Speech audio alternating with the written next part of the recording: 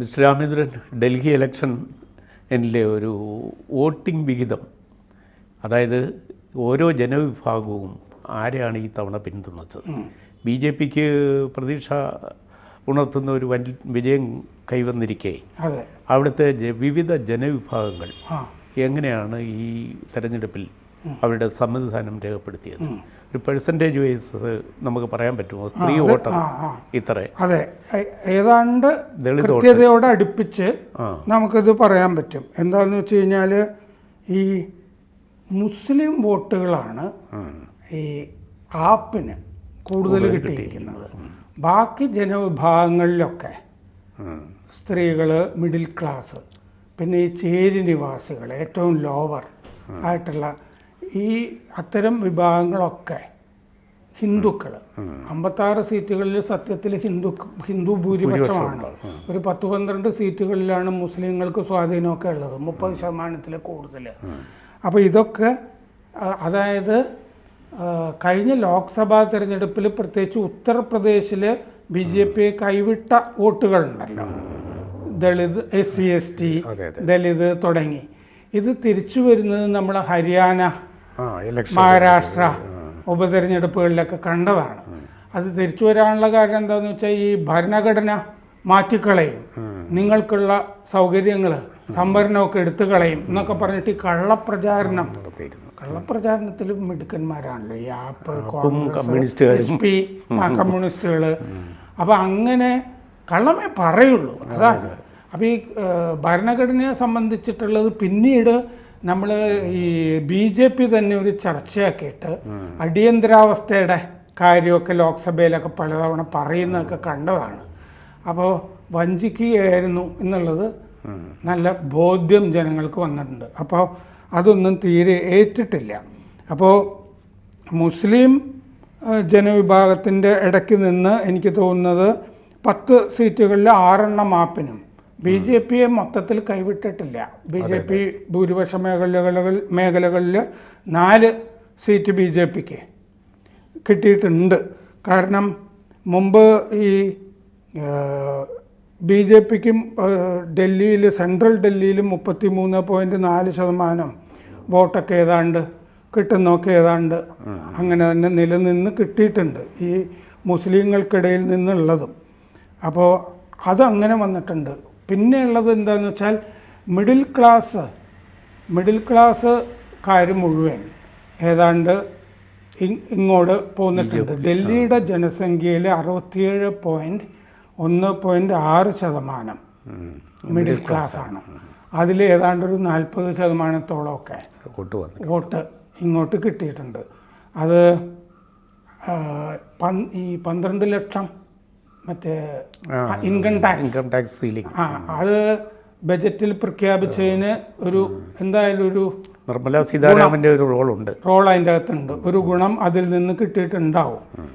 ഈ ഇവരെല്ലാവരും കൂടി 28.26 ലക്ഷം വീടുകളിൽ താമസിക്കുന്നു എന്നാണ് കണക്കാക്കുന്നത്. ഇത്തരം വീടുകളുണ്ട് അവിടെ മിഡിൽ ക്ലാസ്സുകാരുടെ. 2015-ലും 2020-ലും മിഡിൽ ക്ലാസിൻ്റെ വോട്ടുകൾ മിഡിൽ ക്ലാസ് ആപ്പിൻ്റെ കൂടെ പോയി. ഏറ്റവും അവസാനത്തെ തെരഞ്ഞെടുപ്പിൽ 2020-ലും ആപ്പിൻ്റെ കൂടെയായിരുന്നു.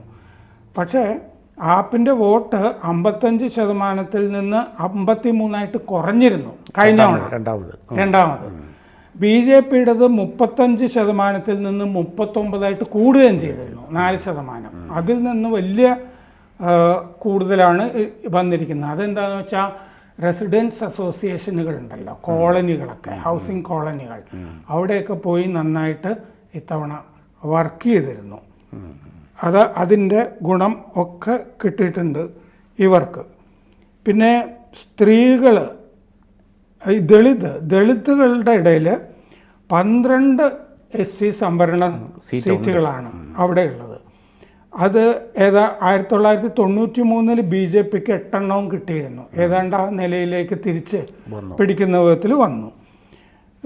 പിന്നീട് ഇത് 2 സീറ്റിലേക്ക് ചുരുങ്ങുകയൊക്കെ ചെയ്തിരുന്നു. എന്ന് പറഞ്ഞാൽ ദളിത് വോട്ടുകൾ ക്രമമായി പോയിക്കൊണ്ടിരുന്നു. 1993-ൽ BJPക്ക് 36.84% ഈ ദളിത് വോട്ടുകൾ കിട്ടുകയും ചെയ്തിരുന്നു. അതിനുശേഷം കോൺഗ്രസ് കൊണ്ടുപോയി. അത് കഴിഞ്ഞ് 2 തവണ ആപ്പ് കൊണ്ടുപോയി. അപ്പോൾ 50% കൂടുതൽ കോൺഗ്രസ്സോ ആപ്പോ ദളിത് വോട്ടുകൾ നേടിക്കൊണ്ടിരുന്നു. BJPക്ക് 1993 36.8% ദളിത് വോട്ട് ഡൽഹിയിൽ കിട്ടിയിരുന്നു. 36. BJP 2013 28.8, 2015 27.2, 2020 33.8. ഇതിൽ ആപ്പിന് ഈ SC/ST സീറ്റുകൾ കിട്ടിയിരുന്നത് 2013 മറ്റേ 9, 2015 12, 2020 12. BJPക്ക് 2013 2, പിന്നെ 2015 12 ഒക്കെ വളരെ പുറകോട്ടാണ്. 0 സീറ്റുമൊക്കെ ആയിപ്പോയ ഘട്ടം ഇതിന് മുമ്പത്തെ തെരഞ്ഞെടുപ്പിലൊക്കെ. അപ്പോൾ ഞാനൊന്ന് ചോദിക്കട്ടെ, നമ്മുടെ കഴിഞ്ഞ വർഷം നടന്ന പാർലമെൻറ്റ് ഇലക്ഷനിലെ അവിടുത്തെ ഡൽഹി ഉൾപ്പെട്ട 7 ലോക്സഭാ സീറ്റും BJPക്കാണ് കിട്ടിയത്. അതിന് മുമ്പും അങ്ങനെ തന്നെയായിരുന്നു. പക്ഷേ നിയമസഭയിൽ അതേപോലെയുള്ള ഒരു റിഫ്ലക്ഷൻ കാണുന്നില്ല. ഇപ്പോഴും നമ്മൾ ജയിച്ചു, BJP ജയിച്ചു, പക്ഷേ 48 സീറ്റേ ഉള്ളൂ. അതെ, 48 സീറ്റാണ്. 70 48 ഉണ്ടല്ലോ. അത് 62 സീറ്റ് ഉണ്ടായിരുന്ന ആം ആദ്മി പാർട്ടിയാണ് തോന്നുന്നത്. അതായിരുന്നു 8 സീറ്റേ ഉണ്ടായിരുന്നുള്ളൂ. 8-ൽ നിന്നാണ് ഈ വളർച്ച. 8-ൽ നിന്നാണ് 48-ലെത്തിയത്. അതെ. അപ്പം ഈ ലോക്സഭാ തെരഞ്ഞെടുപ്പിലെ അതേപോലുള്ള ഒരു ജനപിന്തുണ ഈ നിയമസഭാ തെരഞ്ഞെടുപ്പ്, ഡൽഹിയിലെ നിയമസഭാ തെരഞ്ഞെടുപ്പിൽ പ്രതിഫലിക്കാത്തത്. അത് പ്രതിഫലിക്കുന്നുണ്ടായിരുന്നില്ല. അതെന്താണെന്ന് വെച്ച് കഴിഞ്ഞാൽ കേന്ദ്രഭരണത്തിന് മറ്റേ നമ്മൾ കേരളത്തിലും ഈ പരിപാടി അങ്ങനെ ചെയ്യാറുണ്ട്. പക്ഷേ ഈ വലിയ വ്യത്യാസമായിരുന്നു രണ്ടും തമ്മിൽ. അതായത് 20%-ൻ്റെയൊക്കെ വ്യത്യാസം വരുമായിരുന്നു. BJPക്ക് ലോക്സഭയിലേക്ക് 56% വോട്ടൊക്കെ കിട്ടുമായിരുന്നു, വോട്ട് ഷെയർ. ആപ്പിന് 36% കിട്ടുന്നുള്ളൂ. 20%-ൻ്റെ വ്യത്യാസം വരുമായിരുന്നു. ഹ്യൂജ് ഡിഫറൻസാണ് രണ്ടും തമ്മിൽ വന്നുകൊണ്ടിരുന്നത്. ഇപ്പം എന്താണെന്ന് വെച്ച് കഴിഞ്ഞാൽ BJPക്ക് അതിൻ്റെ ചരിത്രത്തിലെ ഏറ്റവും വലിയ ഇതാണല്ലോ വരുന്നത്, പെർസെൻറ്റേജും ഒക്കെയാണ് വരുന്നത്. അപ്പോൾ 30% എപ്പോഴും നിലനിർത്തിക്കൊണ്ടിരുന്നു വോട്ട് ഷെയർ, ഏതാണ്ട് 30%. 2015 32.19 ആയിരുന്നു 3 സീറ്റ്. 2020 38.51 8 സീറ്റ്. ശതമാനം അങ്ങനെയായിരുന്നു. 1993 BJP ആദ്യമായിട്ട് ജയിക്കുമ്പോൾ തരക്കേടില്ലാതെ വോട്ടുണ്ടായിരുന്നു. 40%-ൻ്റെ ഒക്കെ അടുത്ത് 30 മുതൽ 40% വരെയാണ് കിട്ടിയിരിക്കുന്നത്. ഒരു കാര്യം വ്യക്തമാണ്, ഈ ഡൽഹിയുടെ നോർത്ത് ഈസ്റ്റ് ഏരിയയിൽ അത് മുസ്ലിം ഭൂരിപക്ഷ പ്രദേശമാണോ എന്ന് പരിശോധിക്കേണ്ടതാണ്. അവിടെ ഇപ്പോഴും ആം ആദ്മി പാർട്ടിക്ക് നല്ല ഭദ്രമായ ഒരു ജനപിന്തുണയുണ്ട്. മുസ്ലിം പ്രദേശത്ത് മാത്രമേ ആപ്പിന് ഇത്തവണ ഈ പിടിച്ചു നിൽക്കാൻ കഴിഞ്ഞിട്ടുള്ളൂ. കാരണം എന്താണെന്ന് വെച്ചാൽ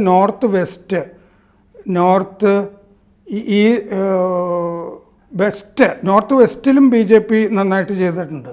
പിന്നെ ജുഗ്ഗി എന്ന് പറയുന്ന ചേരി പ്രദേശങ്ങൾ, സൗത്ത് ഡൽഹി, വെസ്റ്റ് ഡൽഹി, പൂർവാഞ്ചൽ, ഇവിടെയൊക്കെ BJP. അതായത് ഈ സുജാതൻ പറഞ്ഞില്ലേ ഈ ലോക്സഭയുടെ കാര്യം, ലോക്സഭയിൽ ഏതാണ്ട് ഈ കഴിഞ്ഞ തെരഞ്ഞെടുപ്പിൽ നേടിയ ആ മേഖലകളൊക്കെ ഇത്തവണ നിയമസഭ തെരഞ്ഞെടുപ്പിലും നേടിയിട്ടുണ്ട്. ഔട്ടർ ഡൽഹി, ജാട്ട്, ആ മേഖലകളും ഒക്കെ നേടിയിട്ടുണ്ട്. അത് മാപ്പ് നോക്കുമ്പോൾ തന്നെ നമുക്കറിയാം. കഴിഞ്ഞ തവണ പച്ചയായിട്ട് കണ്ട ആപ്പ് മുഴുവൻ കാവ്യയായിട്ട് ഇത്തവണ മാറിയിട്ടുണ്ട്. അത് ദേശീയ ചാനലുകളിലൊക്കെ നമ്മൾ അങ്ങനെ കാണുന്നുണ്ട്. പിന്നെ എനിക്ക് പ്രധാനമായിട്ട് ഇതിൽ പറയാനുള്ള ഒരു കാര്യം ഈ സ്ത്രീ വോട്ടർമാരുടെ കാര്യം. അതിൽ ഈ സ്ത്രീ വോട്ടർമാരുടെ വോട്ട് എപ്പോഴും തെരഞ്ഞെടുപ്പിനെ സ്വിങ് ചെയ്തതായിട്ട് കാണാം. മഹാരാഷ്ട്ര നിയമസഭാ തെരഞ്ഞെടുപ്പിലും കണ്ടു. ലഡ്കി ബഹിൻ എന്ന് പറഞ്ഞിട്ട് ഒരു സ്കീം അവിടെ ഉണ്ടായിരുന്നു. മറ്റേ ആം ആദ്മി പാർട്ടിയുടെ അല്ല, ലഡ്കി ബഹിൻ എന്ന് പറയുന്നത് മഹാരാഷ്ട്രയിലെ BJP സഖ്യത്തിൻ്റെ ഉണ്ടായിരുന്നു. അത് റാണയുടെ ആശയമായിരുന്നു എന്ന് അദ്ദേഹം പറയുന്നുണ്ടായിരുന്നു. അപ്പോൾ അത് സ്ത്രീകൾക്കിടയിൽ വലിയ സ്വാധീനം ചെലുത്തിയിരുന്നു. അപ്പോൾ ഈ 2020 ഈ ഫ്രീ ട്രാവൽ തുടങ്ങി സ്ത്രീകൾക്ക് പല കാര്യങ്ങളൊക്കെ ചെയ്തു കൊടുത്തിരുന്നു. അപ്പോൾ ഫ്രീ ബീസ് എന്ന് പറഞ്ഞ സൗജന്യ സബ്സിഡൈസ്ഡ് സഹായങ്ങളും ഒക്കെ ഉണ്ടല്ലോ. ആ ആപ്പ് പിന്നെ മാസം 2100 രൂപ പ്രഖ്യാപിച്ചിരുന്നു. BJP മാസം 2500 രൂപ പ്രഖ്യാപിക്കുകയും ചെയ്തിരുന്നു. സിലിണ്ടർ സബ്സിഡിയൊക്കെ കൊടുത്തിരുന്നു ഈ ആപ്പ്. അപ്പോൾ ഇങ്ങനെ പെൻഷൻ മാറ്റങ്ങൾ ഒക്കെ പറഞ്ഞിരുന്നു. 72.36 ലക്ഷം സ്ത്രീകൾ അവിടെയുണ്ട്. 41 മണ്ഡലങ്ങളിൽ അവർക്ക് ഭൂരിപക്ഷമുണ്ട്. സ്ത്രീകളാണ് ഭൂരിപക്ഷം. സ്ത്രീകളാണ് ഇത്തവണ കൂടുതൽ വോട്ടും ചെയ്തത് പുരുഷന്മാരെക്കാൾ. അപ്പോൾ 41 സീറ്റിൽ സ്ത്രീകൾക്ക് ഭൂരിപക്ഷമുള്ളതിൽ 24 എണ്ണവും ഇത്തവണ ആപ്പ് നേടിയിട്ടുണ്ട്.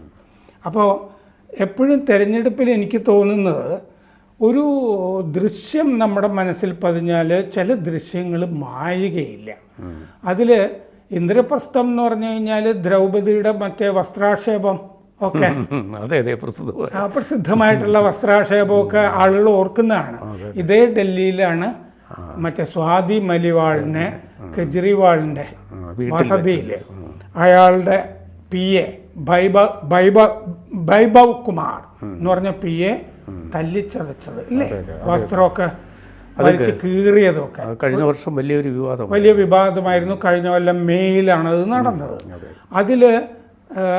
അതിന് തള്ളി പറയാനോ ഒന്നും, അത് ഈ ജാമ്യം നേടി വന്ന ശേഷമാണ് സംഭവിച്ചത്. ഈ കെജ്രിവാൾ ജാമ്യം നേടി വന്ന ശേഷം അതിലൊന്ന് ഈ ബിബവ് കുമാർ എന്ന് പറയുന്നത് ഇയാളുടെ കെജ്രിവാളിൻ്റെ നിഴലായിട്ട് നടന്നിരുന്ന ഒരാളാണ്. പഴയൊരു വീഡിയോ ജേർണലിസ്റ്റ് ഒക്കെ ആയിരുന്ന ആളാണ്, എഡിറ്ററും ഒക്കെ ആയി. ഈ കബീർ എന്ന് പറഞ്ഞിട്ടൊരു NGO ഉണ്ടായിരുന്നു ഇയാൾക്ക്, കെജ്രിവാളിന് ഫോർഡ് ഫൗണ്ടേഷൻ്റെ ഒക്കെ പൈസയൊക്കെ മേടിക്കുന്നത്. ആ കബീർ NGOയുടെ കാലം മുതൽ കെജ്രിവാളിൻ്റെ കൂടെ കൂടിയ ഒരാളാണ്. ഇയാളെ മുമ്പ് ഒരു ഉദ്യോഗസ്ഥനെ ജോലിയിൽ നിന്ന്, അയാളുടെ ജോലി ചെയ്യുന്നതിൽ നിന്ന് തടസ്സപ്പെടുത്തി എന്നുള്ളതിൻ്റെ പേരിൽ ഇയാൾക്കെതിരെ 2017 കേസുണ്ടായിരുന്നു. ആ കേസിൻ്റെ പേരിൽ ഇയാളെ സർക്കാർ വകുപ്പിൽ നിന്ന് പുറത്താക്കിയിരുന്നു. എന്നിട്ട് ഇയാളെ പിന്നെ വസതിയിൽ പാർപ്പിക്കാൻ പാടുള്ളതല്ല കെജ്രിവാൾ. അങ്ങനെ ഈ ബിബവ് കുമാറിനെ പാർപ്പിച്ചിരിക്കുമ്പോഴാണ് സ്വാതി അവിടെ ആര് ചെന്നാലും ഈ ബിബവ് കുമാർ അറിഞ്ഞിട്ട് വേണം കെജ്രിവാളിനെ കാണാൻ. അങ്ങനെ ഇവർ കാണാൻ ചെന്നാണ്. ഇവർ ആപ്പിൻ്റെ രാജ്യസഭ MP ആണ്, മുമ്പ് വനിതാ കമ്മീഷൻ അധ്യക്ഷയൊക്കെ ആയിരുന്നു ഡൽഹി. അവരെ അന്നവിടെ തല്ലിച്ചതച്ചത് അത് വലിയ കേസാണ്. സ്വാതി മാലിവാൾ ഇത്തവണ വളരെ ശക്തമായി രംഗത്തുണ്ടായിരുന്നു കെജ്രിവാളിനെതിരെ. ഇന്ന് അവർ ദേശീയ ചാനലുകളിൽ പറയുന്നത് കേട്ടു, കെജ്രിവാളിൻ്റെ ഈഗോ പിന്നെ ധാർഷ്ട്യം ഇത് രണ്ടുമാണ് അയാളെ തോൽപ്പിച്ചത്, ആപ്പിന്റെയും തോൽവിക്ക് കാരണം. അത് ഒരു കറക്റ്റായ നിരീക്ഷണമാണ്. അത് സ്ത്രീ വോട്ടർമാരിൽ അത് വലിയ സ്വാധീനം അവർ മറക്കില്ല. സ്വാതി മാലിവാളിനുണ്ടായ ഈ സംഭവം കാരണം അത് പുരാണത്തിലെ വസ്ത്രാക്ഷേപവുമായിട്ട് ബന്ധിപ്പിക്കാനുമൊക്കെ എളുപ്പമാണ്. അപ്പോൾ അങ്ങനെ ഒരു സ്ത്രീ രോഷം, കെജ്രിവാളിനെതിരായ ഒരു സ്ത്രീ മുന്നേറ്റം ഡൽഹിയിൽ ഉണ്ടായിട്ടുണ്ട് എന്നുള്ളത് കാണാം. അതാണ് ഇന്ദ്രപ്രസ്ഥത്തിലെ ഇന്ദ്രജാലം. കൂടുതൽ വാർത്തകളും വിശേഷങ്ങളും നിങ്ങളിലേക്ക് എത്താൻ ABC മലയാളം സബ്സ്ക്രൈബ് ചെയ്യുക, ബെൽ ബട്ടണും അമർത്തുക.